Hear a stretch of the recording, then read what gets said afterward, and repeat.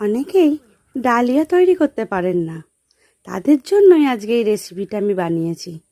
প্রথমে মুগের ডালটাকে ভেজে নিয়েছি, তারপরে কড়ায় তেল দিয়ে তেজপাতা, পাঁচফোড়ন আর শুকনো লঙ্কা ফোড়নে দিয়েছি। আমি যেরকমভাবে রেসিপিটা দেখাচ্ছি আপনারা এই রকমভাবে ট্রাই করে দেখবেন, ভালো লাগলে অবশ্যই কমেন্টে জানাবেন। চুরিতে যে যে সবজি ব্যবহার করা হয় সেই সমস্ত সবজি সব কিছুই দেওয়া চলে। এরপর আমি ডালিয়াটা নিয়ে ধুয়ে নিয়েছি। মুগের ডালটা আমি তো আগেই দিয়ে দিয়েছিলাম যখন আলু পটল ভাজা হয়ে গিয়েছিল। এরপর আমি ডালিয়াটা দিলাম, হলুদ দিয়েছি, সামান্য লঙ্কা আর স্বাদ মতন লবণ দিয়ে আদা জিরে বাটা দিয়ে ভালো করে মশলাটাকে কষিয়ে নিয়েছি।